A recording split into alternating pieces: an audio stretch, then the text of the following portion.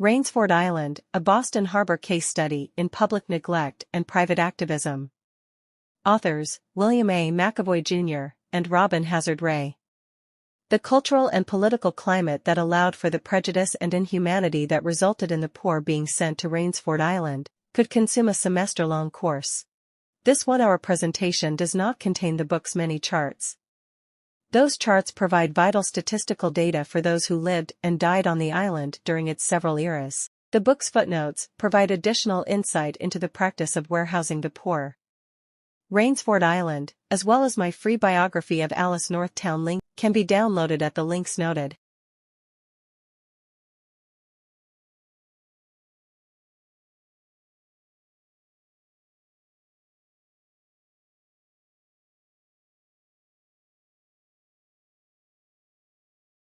RAINSFORD Island is located in the middle of Boston Harbor. The red arrow marks its location. The green arrow notes it is 5.7 miles from the New England Aquarium. The purple arrow notes it is 3.5 miles from Marina Bay, in Quincy.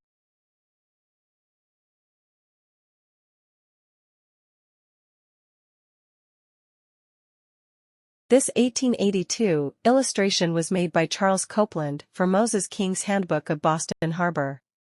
It provides a sense of great foreboding. Anyone on the mainland who knew a person there, or to soon be sent there themselves, would be concerned for their situation.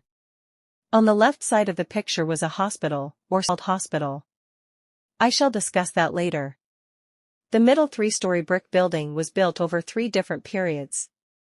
On the right, at the top of the windswept bluff, was the superintendent's house. The inmates from the lowland were not allowed on the bluff unless performing work.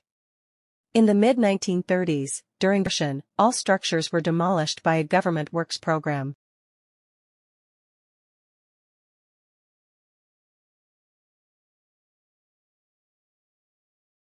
This presentation of RAINSFORD Island's history is divided into 7 segments.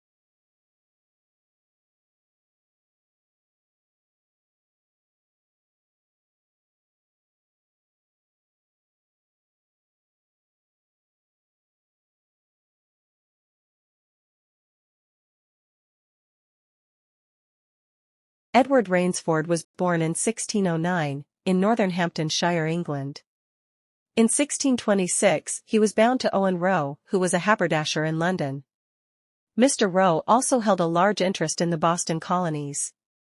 In 1636, Owen Roe wrote to John Winthrop requesting that Edward Rainsford be given 11 acres in Boston Harbor. That area is now known as RAINSFORD Island. That same year, Rainsford was also laboring on Long Island taking care of Mr. Roe's stock. In 1637, Edward took his oath as a freeman in Boston.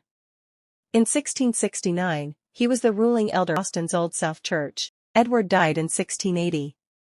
The final accounting of his estate noted 2 slaves, a man named Nate and a woman, Nancy, listed as inventory. They were valued at £40. Edward also had an interest in 4 ships, with connections to Barbados. Barbados was known for sugarcane and slavery. 2 of his sons died there, Jonathan, in 1671, and Edward Jr., in 1688. Edward's wife, Elizabeth, died in 1688. The island was passed down to Captain William Greenough, the widower of Edward's daughter Elizabeth.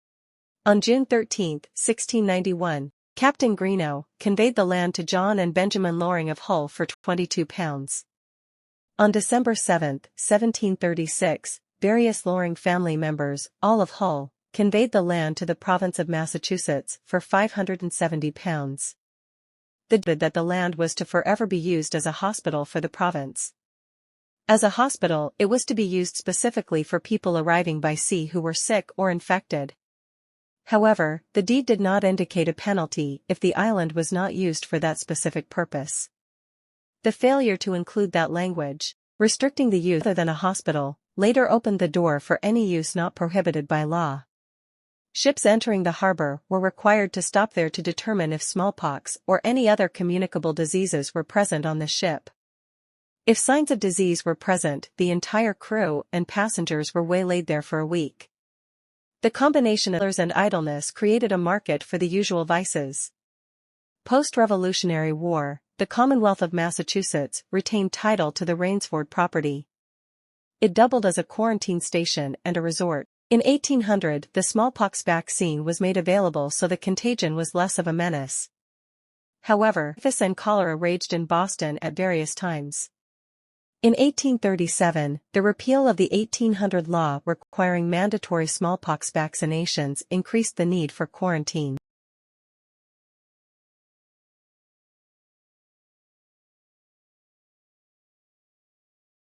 In 1819, a large wooden mansion was constructed at the top of the bluff to house the keeper of the island. He was allowed to rent out the mansion and other properties when there were no infectious diseases present. The island became the chief summer resort for many well-known Bostonians of the old regime. Some mainlanders described it as a gruesome summer resort, however, people appeared to enjoy lively pleasure there.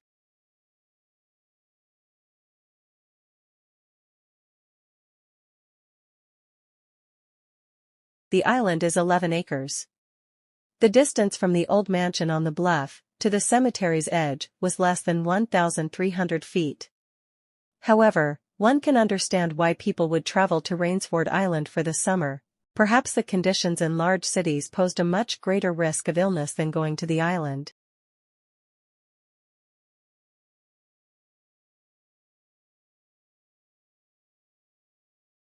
My research of Edward Rainsford led me to England when I learned that he was the younger brother of Sir Richard Rainsford.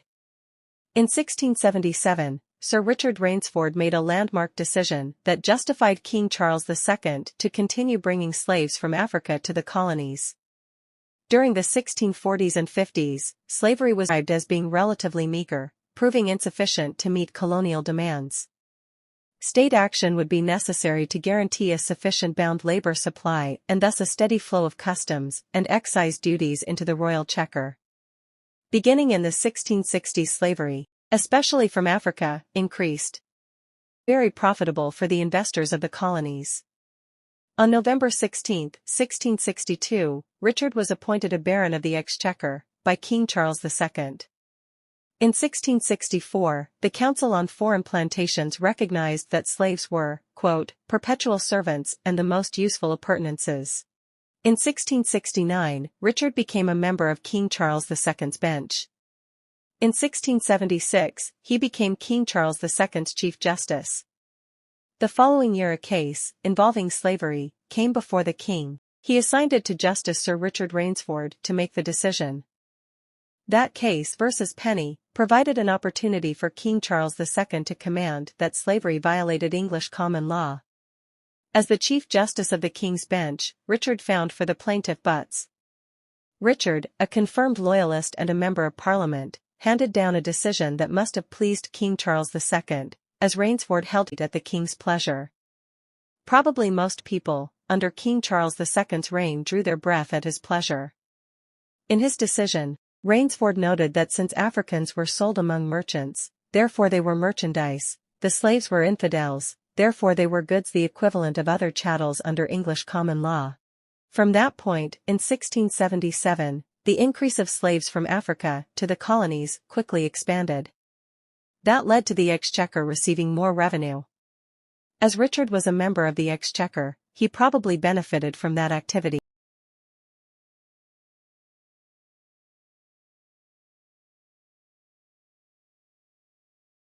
In 1832, the Commonwealth constructed a Greek Revival-style building on Rainsford Island.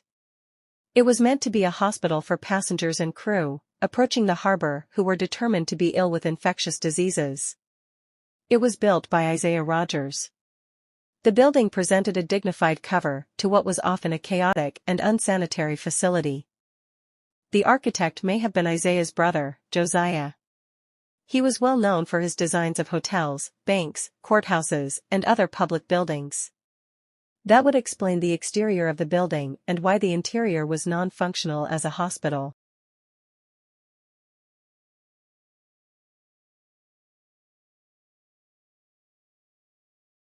This picture was painted by the English artist Robert Salmon. It is in the collection of the Museum of Fine Arts in Boston. I am unsure if it is on display. The painting notes a bevy of activities that may have been artists' license or activity that would occur during a common day. The dock in the lower right may have been one of the many Portuguese fishing shacks within Boston Harbor. Later, I shall note the presence of such a shack within yards of the hospital.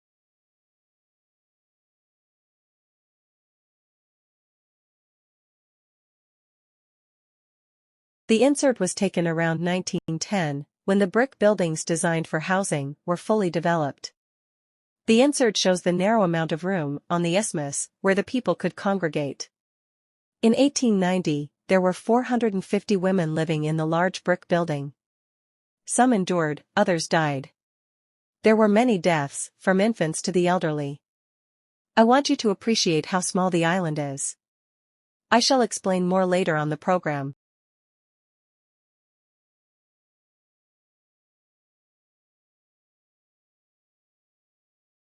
The remaining slides will note the various uses of the island, from 1854 to 1920. This first segment, 1854 to 1866, notes the island's beginning as a human dumping ground for the next 66 years.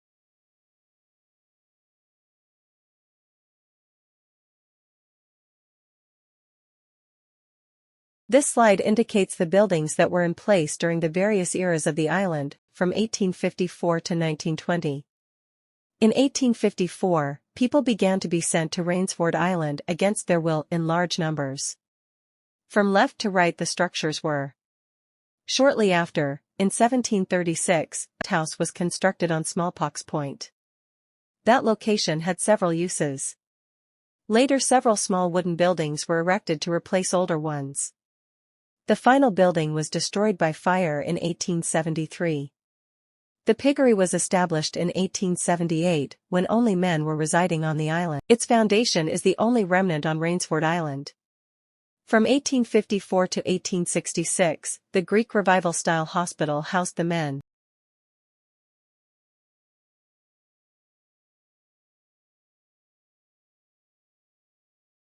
The city of Boston reopened RAINSFORD Island 6 years later.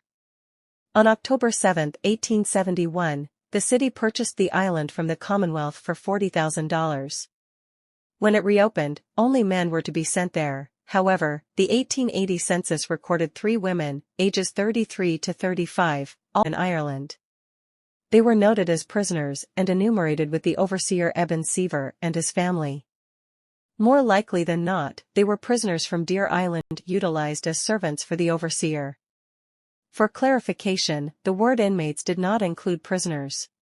That term normally applies to the sick and laborers. Some of the men from RAINSFORD Island were detached as laborers to Austin Farm and other locations.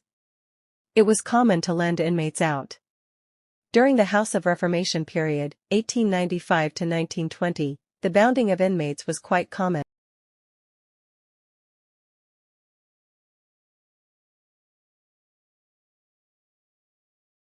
This is the only picture that I found that encompasses the entire island. To the left is the 1832 mansion-style hospital that is in front of the cemetery. In the middle, you can see the 3-story red brick building. It was built in 3 phases over a period of years. To the right, on the bluff, is the Superintendent's 1819 mansion house.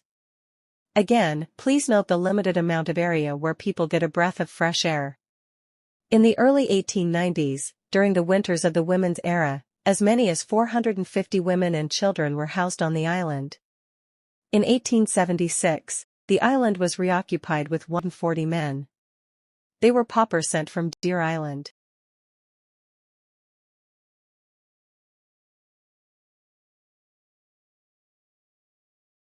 The November 1889 removal of women from the Long Island Hospital, that was built for them in 1887, was a cold-hearted decision based solely on improving the revenue stream provided by the men who would now be closer to their work. The women only had a respite of 2 years from their previous miserable conditions at Austin Farm in Mattapan. It had been open for 10 years. It was a miserable place. At least there they were on the mainland.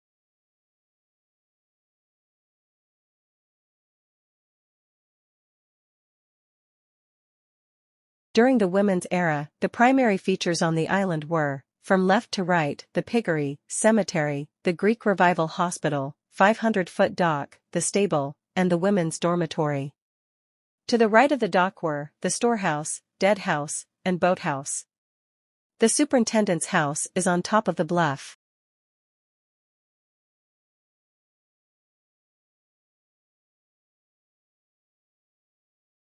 Although this photograph was taken in the early 1900s, the buildings were essentially the same during the women's era.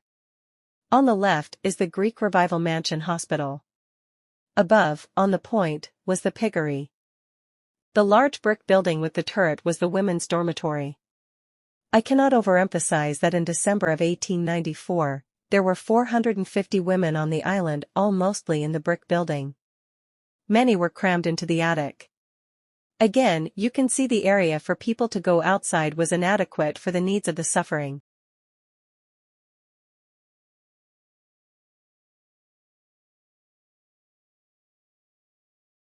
This is Alice, Northtown, Lincoln. In 1894, she filed a complaint against Boston's Board of Public Institutions alleging various issues of mismanagement and neglect of the people who were at Rainsford Island and Long Island. She was represented by attorney Louis D. Brandeis. The hearings before the Board of Selectmen began early March 1894 and concluded the week after Christmas. There were 58 days of hearings, totaling 3,700 pages of testimony. The result was that her complaint against the City of Boston public institutions caused Rainsford Island to be closed down as a warehouse for Boston's poor. Mrs. Lincoln involved with the islands in 1887. One of her tenants, Margaret Mulhern, a worthy and tender-hearted woman, in Lincoln's words, whose disreputable nephew stole every penny she came by and could no longer pay her rent. Mrs. Lincoln offered to take her to the Austin farm. They went there together on August 10th. Mrs. Mulhern was taken in by a surly attendant with not one recognition of the step that was made that day from independence to pauperism. When Mrs. Lincoln next saw Mrs. Mulhern, she had been sent to Long Island, the Austin farm building having closed. She was very unhappy there. Her clothes had been taken by others and worn before her eyes. One of my letters to her had been opened and read to the whole ward. The food was poor, the life miserable, and worst of all, she was thrown with depraved and degraded companions, with whom, naturally, she had nothing in common. She said that life was killing her, and it soon did. Mrs. Mulhern died in April 1889. Mrs. Lincoln had another tenant, Mary Abbott, who went directly to Rainsford Island. In mid-August 1890, she went to the Boston City Hospital and was diagnosed with advanced breast cancer. She had her infant with her. The City of Boston Hospital did not take care of the infant, or find a placement for her, other than Rainsford Island. That being her only option, she took the infant with her to Rainsford Island. From Mrs. Lincoln's testimony in 1894. Mrs. Abbott complained, first of having to strip in the presence of others, no screen or curtain provided as a shelter when the bath, which is the first step in the entrance to an institution, was taken, and that during her stay of 3 weeks, she had no towel given her and only one clean sheet was furnished her. She was expected to cook all her own food and all the food, for her baby, and to make and clean her own bed, although she was partly incapacitated by the lump in her breast, which affected one arm. Her baby fell ill on a Wednesday, and she could obtain no medicine for it until Sunday, although she asked for it repeatedly, and on Monday the baby died. Her 3-month-old infant, Alice, died within 2 days of arrival from cholera infantum, often called the sickness caused by milk bacteria. Young Alice died due to a lack of proper medicine and proper milk. Author's thought. I expect that the baby was named for Mrs. Lincoln.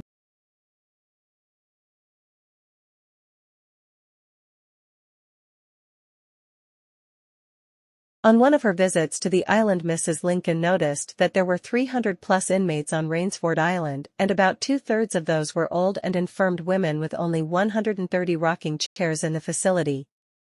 Mrs. Lincoln, amongst her friends, raised enough money to purchase 96 rocking chairs and 16 small chairs.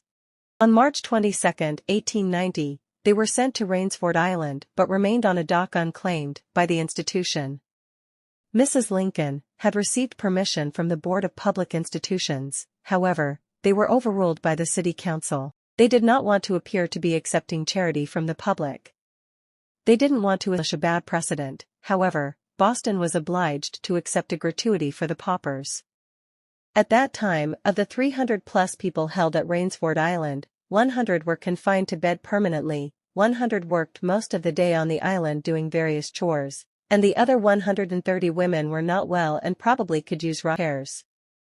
As to the nursery, she found us a nursery was just 2 rooms, 29 beds with only 19 rocking chairs. The 24 babies in the room did not have any toys or anything to amuse the little ones. The doctor informed her that there were no unhealthy babies. Many of the women there were victims of all forms of abuse or intemperate husbands. They had no means of support. A constant problem on the island was the lack of milk for the children. On Long Island, the cream was skimmed off the milk and then sent over to RAINSFORD Island to Superintendent Galvin. It was alleged that the superintendent's dogs were given 1 quart per day. All of the doctors had requested milk for patients at RAINSFORD Island. Again, regarding RAINSFORD Island's attics, they were in both buildings. There were 108 beds with 26 rocking chairs occupied by old women. The beds were placed under the eaves with scarcely room for them to lift their heads off their cots. She found old women sitting with nothing to divert their attention or occupy their minds. There was no water, no sink, no bath, or any other convenience. The women were obliged to visit the water closet in the nursery. The closet was in the corner of a nursery and only screened from the room. The air in the room could best be imagined as foul.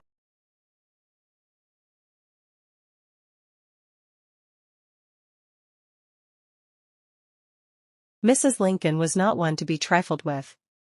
She was intelligent, industrious, and very determined. She rubbed elbows with the elite of Boston, and she could rally people together to come to a meeting if she needed support. Another strong point was that she was also a wonderful writer and wrote constantly to the newspapers, gathered her friends to also write letters. My biography of Mrs. Lincoln indicates the many things that she was involved with.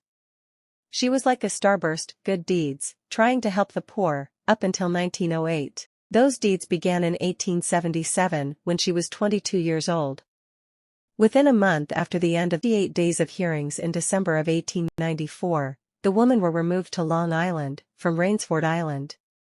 They were immediately replaced by the children from the House of Reformation, which I shall address shortly.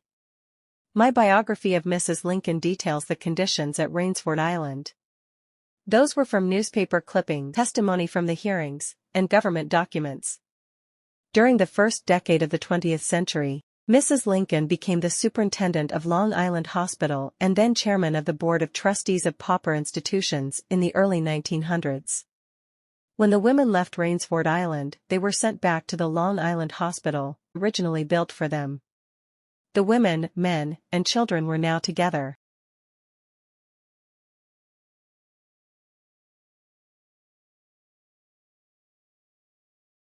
Another item of shocking testimony was given in during Mrs. Lincoln's 1894 hearing before the Board of Selectmen.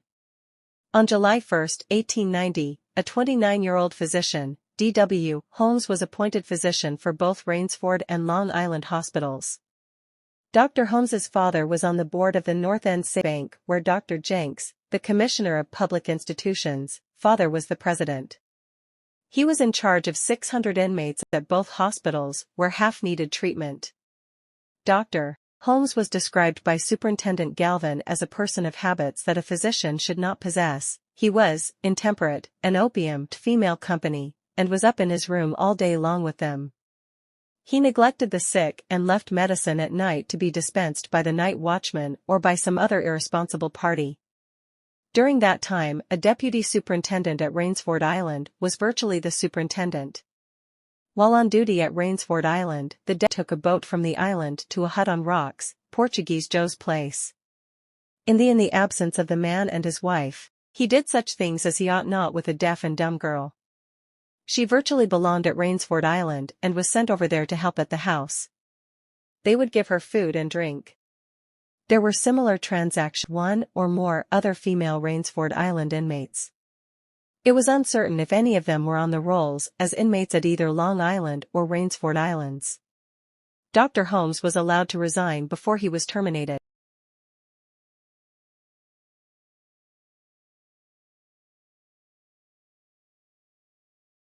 During the summer, in the last year of the Women's Era, 1894, there was a unique plan established on Rainsford Island. A program was founded by Dr. H. C. Ernst, a bacteriologist at Harvard Medical School. In the city of Boston, the summer heat turned the hospital wards into conduits of infectious disease, as patients packed the airless wards and spread bacteria among themselves. The goal of the program was to decrease childhood mortality from cholera, also known as the summer sickness. The doctors within the city of Boston were allowed to give out passes to patients and their mothers for them to travel to Rainsford Island. They were in the area of the Mansion Hospital. Additional one-story buildings were erected next to the hospital. The treatment consisted of forced feeding of fluids, by tube, the gavage method, to replace the fluids lost to vomiting and diarrhea. During the first year, in 1894, there were 109 infants serviced. Between August 12 and September 12, 7 of the infants died. The infants were exposed to fresh healthy quantities of food, as well as first-class milk from the Massachusetts General Hospital herd. There were no communicable diseases allowed in the program. That initial year, the Sisters of St. Margaret Hospital in Dorchester also helped out. Mortality was low, with 7 deaths. In 1895, the program suffered from a loss of funding. It was short $3,000 to be able to fully operate. The program was open from July 1 to September 12. 17 infants died. That year the program had competition when the Boston Floating Hospital was established in 1894. That program took children out with their mothers, as well as other siblings, on a steamship. The mothers would learn how to care for the children, and healthy foods and milk were provided. In 1896, from 26th to August 12, there were 40 deaths in the usual program at Rainsford. In 1897, they had 124 admissions, 28% of those died. In 1898, they had 152 admissions, and 45 of those patients died again. Mortality 80%. In my reading of the medical periodicals, there were many articles noting the medical advancements that came from the summer hospital program, including the gavage method of feeding liquids.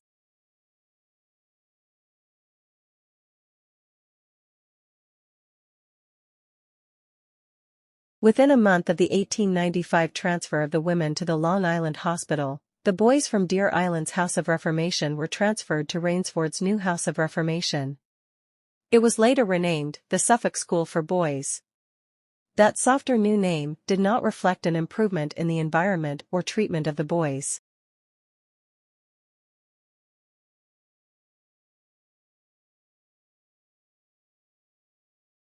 All of the negative information that I discovered about the conditions at Boys' House of Reformation came from the newspapers. It was covered sporadically, but when covered it was in great detail. In September 1895, the newspapers noted that trades were being taught to the little unfortunates. Anyone who came upon the hard times of poverty or not being taken care of were classified as being unfortunate. As if their bad luck resulted in their being in that situation. No boy under the age of 8 could be sentenced to Rainsford Island. A sentence to Rainsford Island was no less than 2 years. In 1903, a 13-year-old boy was sent to Rainsford Island for 2 years for pickpockets 10 cents from his victim. In 1905, there was an 8-year-old sent there. The next year, a boy requested to go to visit his dying mother. His request was denied. In 1913, 2 boys who robbed and killed a Japanese boy were sent to Rainsford Island, about 17 years old. They stole $8.11. If a young child could not pay a fine, as many were in that situation, they were remanded to the juvenile system. Those stays for non-payment of a fine were usually for 30 to 90 days. 3 boys were remanded the House of Reformation because they could not fine for playing ball on the Sabbath. When one was remanded, the system had control of you to the age of 21. A boy sentenced to Rainsford Island could have his sentence reduced 6 months for perfect conduct. Perfect conduct was very hard to achieve because the rules were strict and at any time a demerit could be issued. Many people were kept longer for not yielding to the system. In 1906, a 13-year-old was held 21 months for stealing a quart of milk.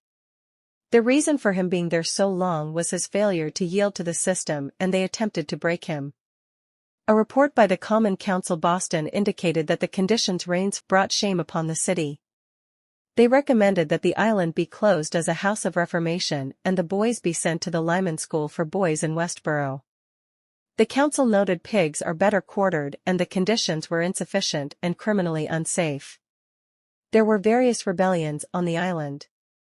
In 1807, chaplain, headmaster, bandmaster, and assistant teacher were all removed for laxness.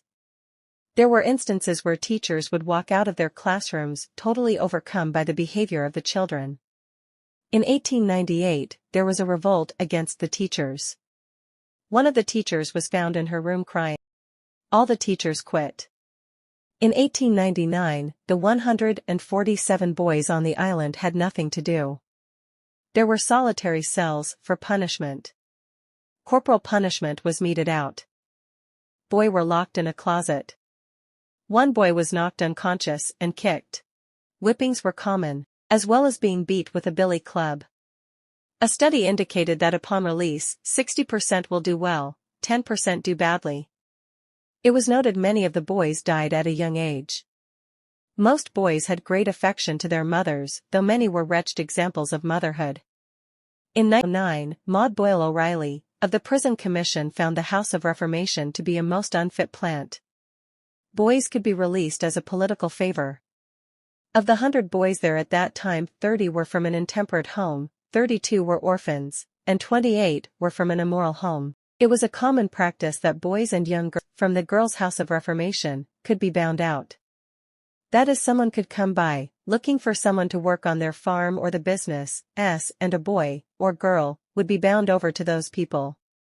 They were bounded until the age of 21. There was little investigation prior to them being bound out and nearly none afterward.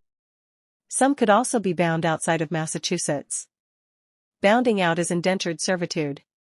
Commissioner O'Reilly provided an example. A man came up from the Sandwich Glass Company and wanted to take several dozen boys with him down to the business to become glass cutters. Ms. O'Reilly indicated that the average life expectancy of glass cutters was 28. I assumed that would be from inhaling the cut glass. In closing, there were many escape attempts made by the boys. In addition to mass escapes, in 1899 and 1900, made under the cover of arson, the earliest reported escapes occurred during the first week of November 1996. 7 boys left the island in 3 separate groups, deploying a lifeboat and landing at Quincy Point. Several attempts ended in injury or death. In the dead of a winter's night in 1897, 4 boys ranging in age from 12 to 14 took a lifeboat from the wharf. They attempted to row, using 3 oars, but were soon overwhelmed by the strong flood tide and headwind. Not all survived their escape efforts. The body of 13-year, who had escaped from RAINSFORD, was found 2 months later on Wollaston Beach. One boy got as far as the mainland concealed in a laundry basket. Another boy attempted to use a cardboard box as a boat. He did not get far. Several boys made their escape during the particularly cold winter of 1918 when much of Boston Harbor was frozen. They were immediately caught and sent back. Several boys attempted to swim to shore, the nearest being about miles. 4 boys drowned during 2 escape attempts in 1913 that resulted in the dismissal of the Suffolk school supervisor, Richard C. Soule.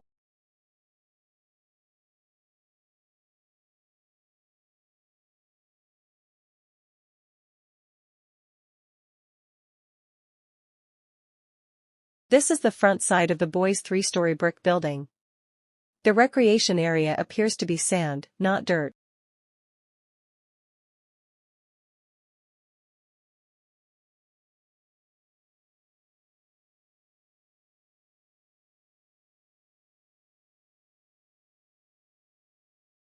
This is the backside of the brick building of the previous slide. It is built almost to the water line.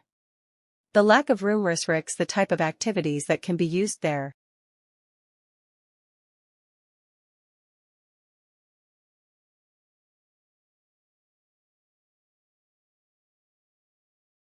During the House of Reformation era, there were three major fires at RAINSFORD Island. The first was in August 1899. It was set by several boys in an attempt to escape. 12 escaped and were captured later. The fire was set in the attic and 47 of the ringleaders were sent to Deer Island. 79 inmates, mostly young boys, were left on RAINSFORD Island. The boys who set the fire pled guilty. All the cases were placed on file. Shortly after that, the 47 ringleaders who had been sent to Deer Island were returned to RAINSFORD Island.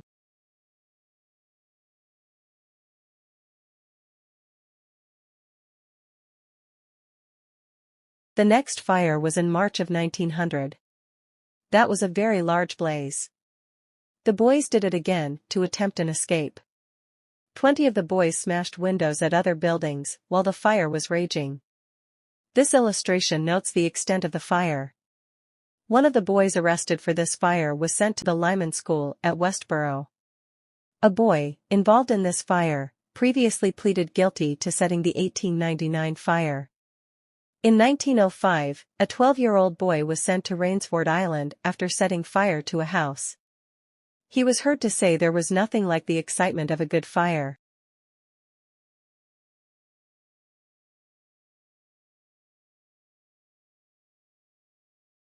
The final fire was in 1919. It was not set. It occurred in the shoemaking repair shop and was caused by faulty electrical wires. The boys were credited with saving people from the area, spreading the alarm, and helping to put out the fire. Within the year, RAINSFORD Island was closed as a commitment facility. That year until the early 1930s, it operated as a picnic area for many large groups of up to 500 people who were brought there by a steamer.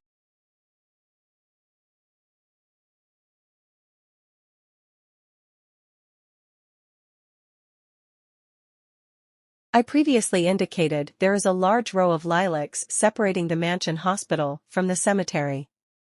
It was said that its presence was to offset any odor emanating from the cemetery during the summer.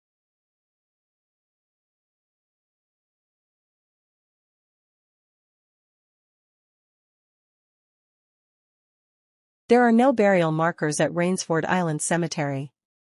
I failed to locate a single source that indicated who was buried there. I began looking at the death records for the city of Boston, beginning in the year 1800. The post-1799 death records are more complete than prior years. A row of those records through 1898 noted those people who died on the island, as well as those buried there or elsewhere. All of the vital statistical information was noted on a spreadsheet. In September 1887, I noticed that a woman died at Long Island Hospital and was buried at RAINSFORD Island. The two islands are less than a mile apart. Further research indicated that between its opening in September 1887 to June 13, 1893, the deceased at Long Island, all women, who were not claimed by the family members, were taken to RAINSFORD Island and eventually placed in that cemetery. A review was made of Boston's docks and available newspapers to determine the deaths and burials from 1737 to 1799. That yielded 75 burials. The final total of people buried on RAINSFORD Island is 1,777. In 1891, the Boston Globe indicated that certain corpses, Thanksgiving period, had been left 10 to 14 days on Long Island before being transferred to RAINSFORD Island. Several days later, after the transfer, 2 bodies were found unburied at RAINSFORD Island. The 1894 hearings brought to light many of the issues with the cemetery. Attorney Brandeis noted that the dead were as ill provided for as the living, despite deaths being an occurrence nearly every day. Shrouds were not ready, coffins were not ready, and when the dead were placed in a coffin, they were not treated with the respect time any mankind pays to the dead. The corpses were first stored in the slaughterhouse, then blacksmith shop. Were ready to go down to the cemetery, they were dropped into the grave. Not a grave dug for them, but dug in a wholesale order, warning inhabitants that their time was coming. There was no care to cover up the bodies. They were put carelessly in the ground. For days, they remained uncovered. They were buried with the benefit of clergy or anyone to pray over their graves. Again, Attorney Brandeis indicated that dogs would be treated better. In 1899, the cemetery was enclosed by a fence. Today, visitors would be unaware that they were standing in a graveyard. During my research, I came across indicating that the bodies had all been disinterred and buried at Long Island. Somewhat of a classic case of totem pole hearsay. I spent a great deal of time and effort trying to disprove a negative. The suggestion that the bodies were relocated came up many times. In 1908, 13 years after RAINSFORD Island Hospital closed, it was recommended to the City Council that the bodies should be transferred to Long Island or other places. The trustees also recommended that the bodies be relocated. The statement was made that he neglected dead lay amongst the neglected children, as the island was being used as the Boys' House of Reformation. In 1912, it was noted that amongst the buried were United States Army veterans. A proposal was made to transfer the bodies elsewhere. The mayor of Boston, John Francis Fitzgerald, Honey Fitz, asked the council to appropriate the funds to move the bodies to Mount Hope Cemetery and that the department be asked to estimate the cost. It was also suggested that the federal government pay the cost of removing the bodies of veterans to the Chelsea Soldiers' Home. However, to accomplish that the city would have to provide the veterans' ranks and names. The city council backed indicating for almost 2 centuries smallpox victims were buried there. They were concerned that the disinterment of the bodies could spread of disease. They suggested that the cemetery be grassed over and a fence be placed to prevent the boys from playing within the cemetery. Once again, no bodies were removed. At that time, the cemetery was put under the control of the City of Boston's Cemetery Department. Delays, evasions, and sometimes outright lies continued. The vandals and the elements eroded what remained of the original grave markers and fences. By 1947, the cemetery was so desecrated that one could not tell the graves from the beat.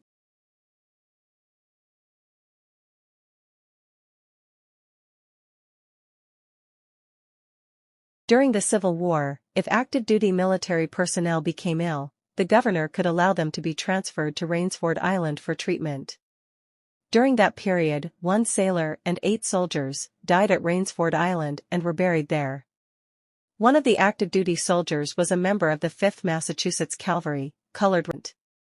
When I completed my database of all adult men who died and were buried on RAINSFORD Island, I searched the various internet databases to determine if any of them had served during Civil War veterans. I also reviewed the database of military headstones provided to the graves of Civil War veterans. I discovered that before 1900, 20 Civil War veteran grave markers had been requested and delivered to RAINSFORD Island.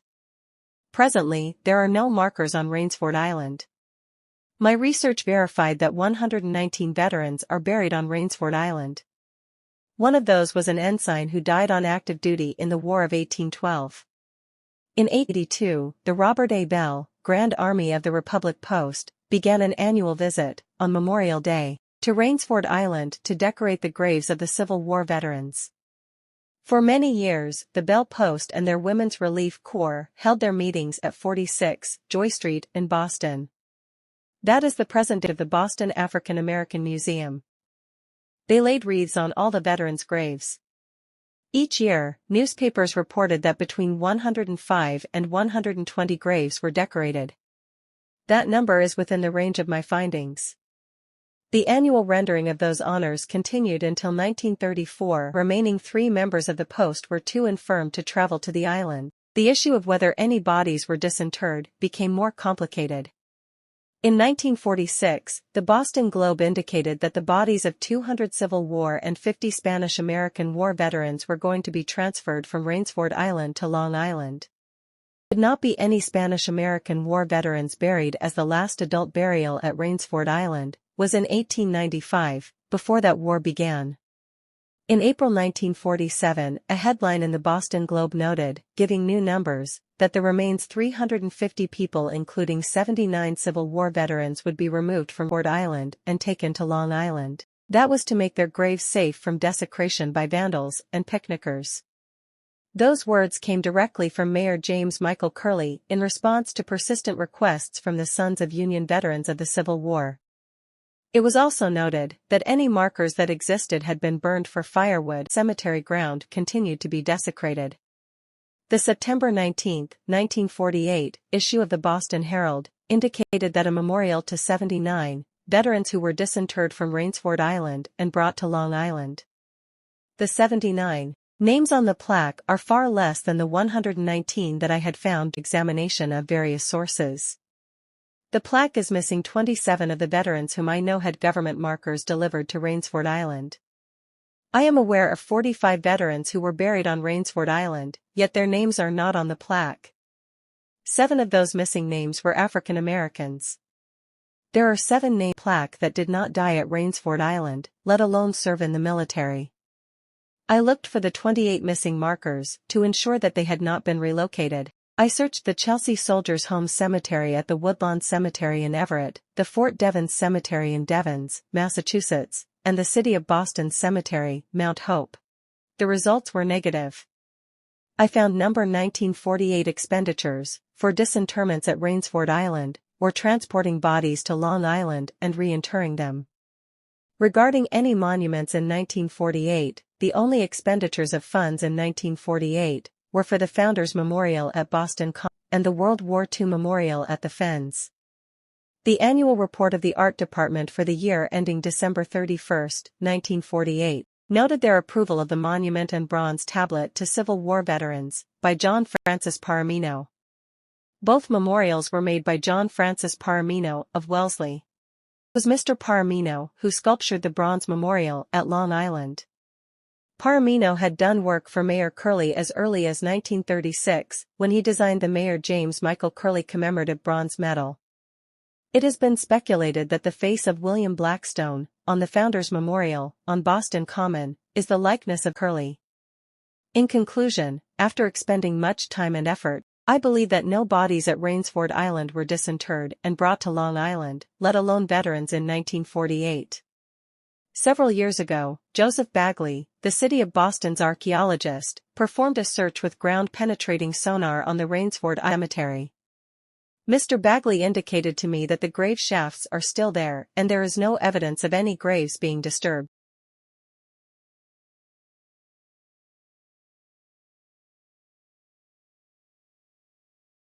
There are 14 African American veterans of the Civil War who died at Rainsford Island and are buried there. One of those African American veterans was Private Stephen Ennis, a musician from Montrose, Pennsylvania. He was paid $50 for enlisting in the famous 54th Massachusetts Regiment, the first in the Union to recruit African Americans. He joined the regiment on March 27, 1863, and served until August 20, 1865. He was one of 13 men from Montrose who enlisted in the 54th Regiment. He died at Rainsford, of phthisis, a form of tuberculosis, on August 12, 1882. It is bitter to conclude that Ennis died forgotten at a place like Rainsford and lies there in an unmarked grave. His name does not appear on the Long Island plaque. I cannot watch the 1989 movie, Glory, without thinking of Private Ennis. When I look at the magnificent memorial to the 54th Regiment on Boston Common, sculptured by Augustus St. Gaudens, I think, perhaps Private Ennis is the drummer portrayed leading the marching soldiers. To quote another man who died on a different godforsaken island, Napoleon Bonaparte, glory is fleeting, but obscurity is forever.